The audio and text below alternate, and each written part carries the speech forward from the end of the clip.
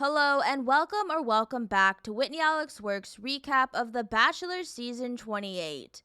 This time I'm recapping Fantasy Suite's dates of Joey Graziadei's journey as The Bachelor. Let's get started. For week 9, Joey and his remaining 3 women head to Tulum, Mexico, where Joey admits that he is falling for all 3 women, Daisy, Kelsey, and Rachel. We begin with Rachel's storyline. After meeting her family in last week's episode, Rachel is falling for Joey and can see a future with him. And as Rachel is pondering her feelings, a special guest from the Golden Bachelor has arrived to offer support and advice. Rachel meets up with Susan from the Golden Bachelor and they talk about Rachel and Joey's relationship. Susan hopes that Rachel can open up to Joey and lower her guard around him. Taking Susan's advice, Rachel then heads out and meets up with Joey, where they are going to spend the day taking a leap of faith. They get to swim and jump off at different levels of the platform into water below. Everything is going great until Rachel gets hurt and seems to have injured her jaw after one of the jumps, which sends her to the hospital to be checked out further. Joey is there to support her as this date turned into something more serious. After getting some medical attention, Rachel's jaw appears to be fine, but both Rachel and Joey are a little rattled